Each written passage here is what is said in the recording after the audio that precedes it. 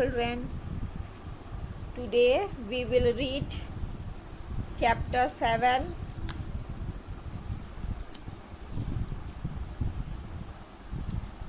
Environmental Change, part 3rd.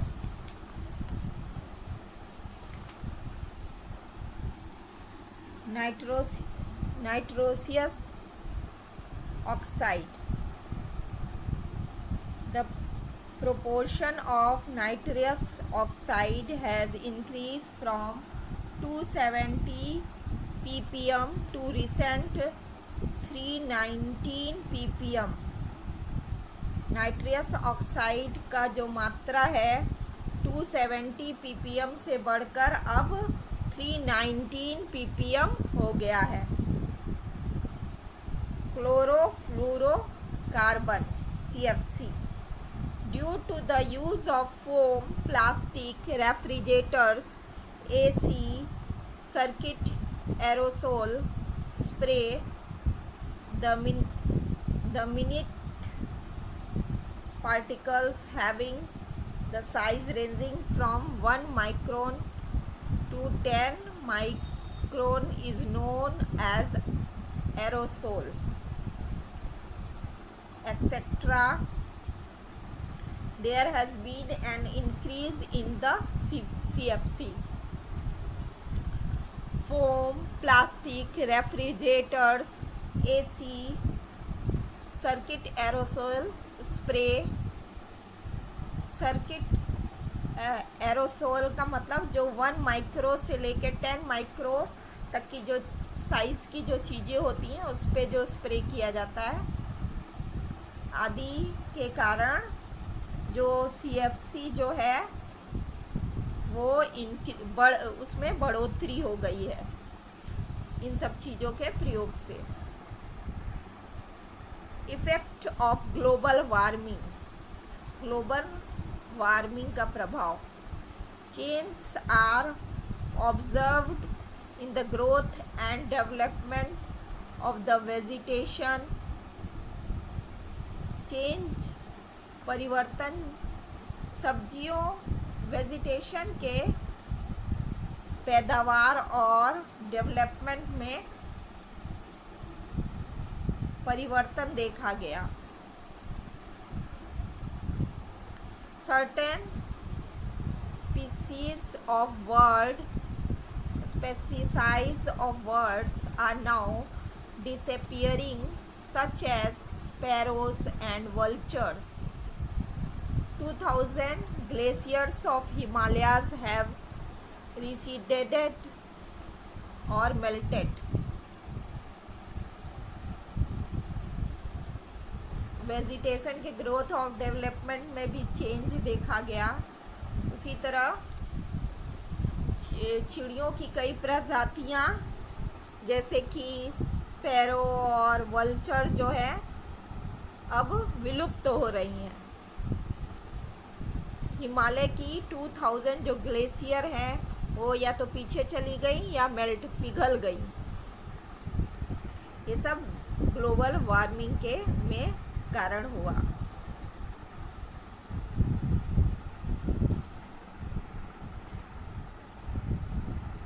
Non conventional sources of energy. Solar energy, wind energy, biomass, tidal energy, ये सब non conventional source हैं energy के.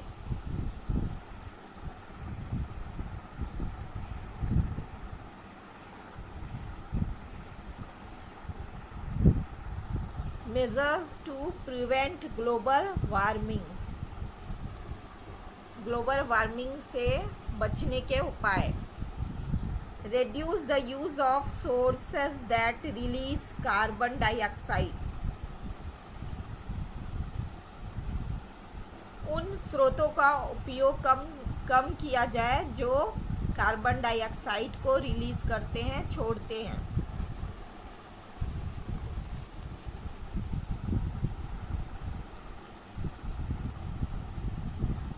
Afforestation and conservation of forest should be done.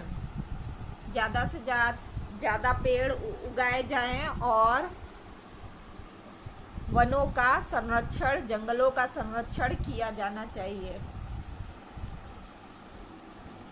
Trees को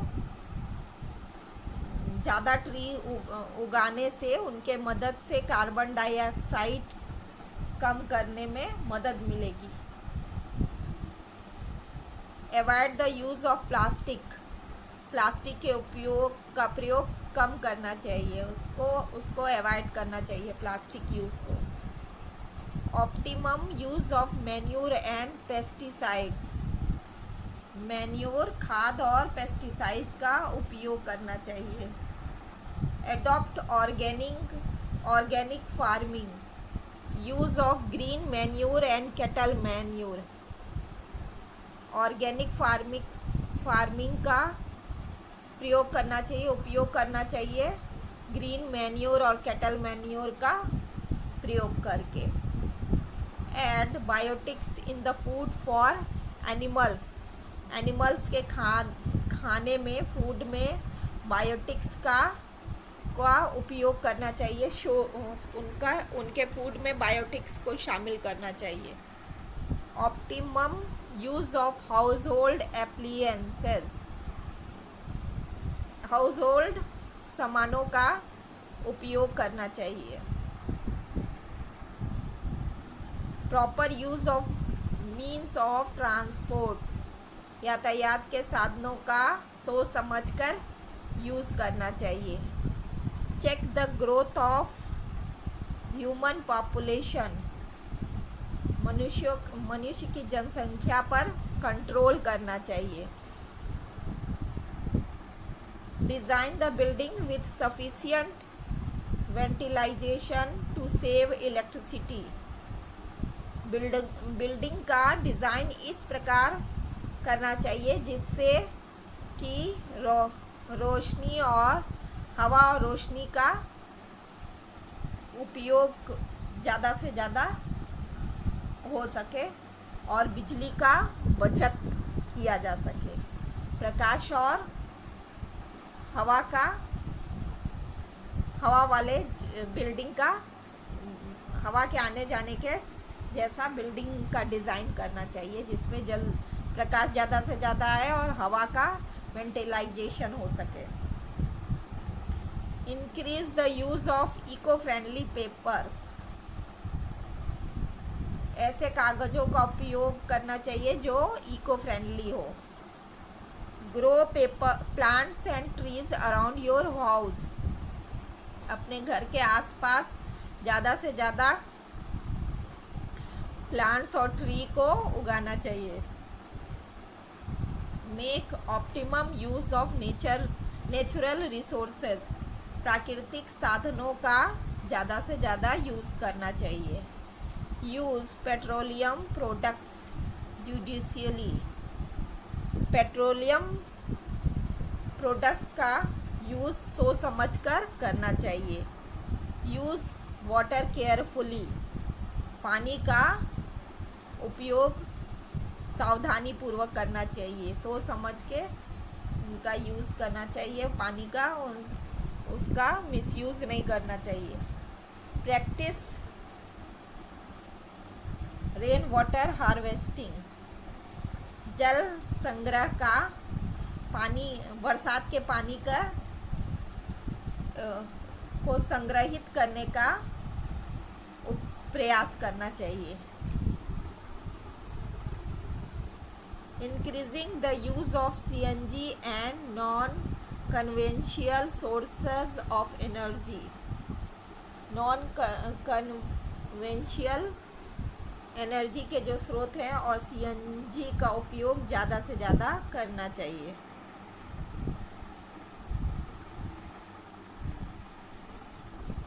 global policy to protect environment.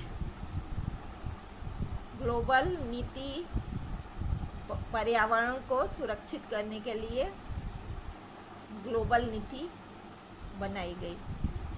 On releasing that human activities are the root cause of destruction of the environment. जब ये महसूस किया गया कि मनुष्यों के क्रियाकलापों से ही एनवायरनमेंट डिस्ट्रक्शन का जड़ है, कारण है, the countries of the world gathered eight Stockholm, the capital of Sweden, in 1972 to think of way to protect the environment. Another convention was Rio de Janeiro, Brazil. जब ये महसूस किया गया कि मनुष्य के क्रियाकलापों के कारण ही एनवायरनमेंट डिस्ट्रक्शन हुआ है, तो स्वीडन के कैपिटल में 1972 में स्वीडन के कैपिटल स्टॉकहोम, जो स्वीडन का कैपिटल है, वहाँ विश्व के बहुत से देश इकट्ठे हुए एनवायरनमेंट के सुरक्षा के विषय में, प्रोटेक्ट करने के विषय में विचार करने के लिए. Another convention was held at Rio de Janeiro, Brazil. और दूसरा जो मीटिंग हुआ वो ब्राज़ील के रियो डे जेनेरियो में हुआ. In the meeting held at Copenhagen, capital city of Denmark, in the year 2009 to discuss global warming, it was observed that the developed nations are not accepting the carbon cut, the technique to reduce the emission of greenhouse gases, and the developing nations were increasing pressure for the reduction of emission of greenhouse gases. इसके बाद जो Copenhagen, जो Denmark की capital है, में 2009 year में global warming पर discussion करने के लिए, विचार करने के लिए मीटिंग किया गया, जिसमें कि देखा गया, ऑब्ज़र्व किया गया कि जो डेवलप्ड नेशन है वो कार्बन डाइऑक्साइड ग्रीन हाउस पे के टेक्निक पे कट करने के लिए, ग्रीन हाउस गैस पे में कमी करने के लिए तैयार नहीं है, और जबकि डेवलपिंग नेशन जो है वो उन पे ग्रीन हाउस में कमी करने के लिए प्रेशर बना रहे थे. फिर डिसाइड किया गया कि $100 बिलियन जो है डेवलपिंग नेशन जो है नेशन को वो लोग डेवलपमेंट के लिए देंगे. In this meeting 59 research paper from 45 countries were presented, and through it the leaders of the world were made to think seriously regarding the changing climate. इस मीटिंग में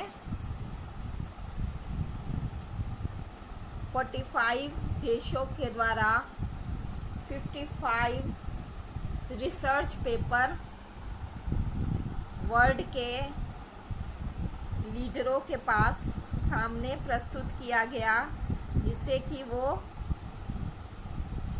जलवायु परिवर्तन पे गंभीरतापूर्वक सोच सके, विचार कर सके. On an average a citizen in the world emits 4.5 metric ton carbon dioxide. World में एक सिटीज़न जो है औसतन 4.5 मेट्रिक टन कार्बन डाइऑक्साइड छोड़ता है। Indian citizen emits 1.2 metric tonne carbon dioxide. Other developing nation release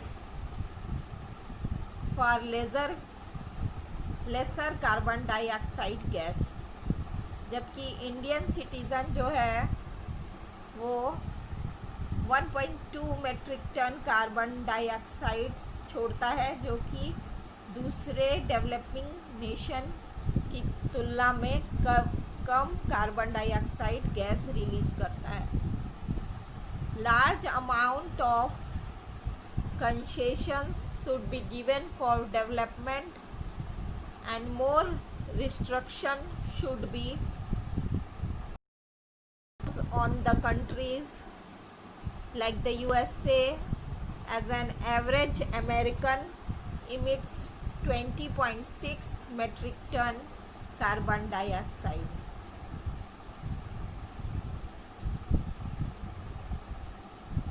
अधिक से अधिक मात्रा में कंसेशन डेवलपमेंट के लिए दिया जाना चाहिए और कड़े रिस्ट्रिक्शन लागू किए जाने चाहिए। कुछ देशों पे, यूएसओ जैसे कुछ देशों पे कड़ा प्रतिबंध लागू करना चाहिए,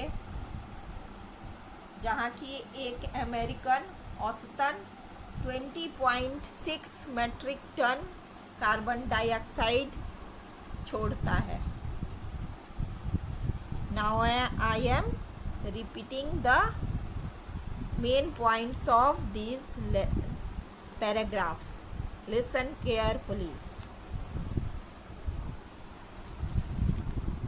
In 1750, methane was 315 ppm, which increased to 1764 ppm in 2005. The amount of nitrous oxide was 270 ppm, which increased to 319 ppm. Increased use of foam, plastic, fridge, AC, circuit, aerosol raises the level of CFC in the atmosphere. Global warming has an adverse effect due to its adverse effect on weather and climate. The frequency of drought, excessive rainfall and cyclones has increased since last years. Farm production is decreasing constantly.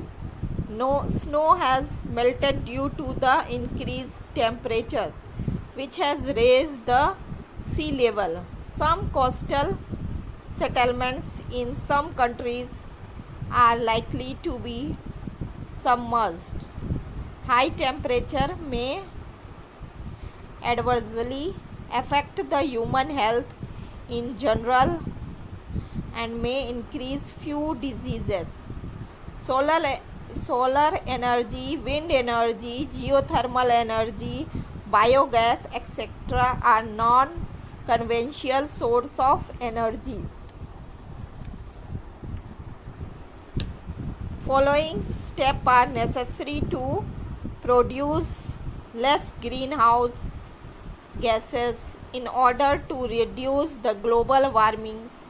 There are curtail the use of sources which release carbon dioxide, grow trees, undertake organic farming, make a rational use of household equipment and vehicles, water, petrol, chemical fertilizers and insecticides, conserve rainwater, save electricity, control population, etc. Conference were held first at Stockholm, the capital of Sweden, in 1972, and then at Rio de Janeiro of Brazil to decide a global policy to save environment. Lastly, the conference was held at Copenhagen, the capital of Denmark, in December 2009. It was decided in this conference that the developed countries like USA should adopt the carbon cut policy seriously, and the developing countries like India should be given permission to release more carbon for their progress. They should be given an aid to the tune of about $100 billion. An average person in the world produces about 4.5 metric tons of greenhouse gases. Every Indian 1.2 metric tons, and every US citizen produces 20.6 metric tons of greenhouse gases. Thank you.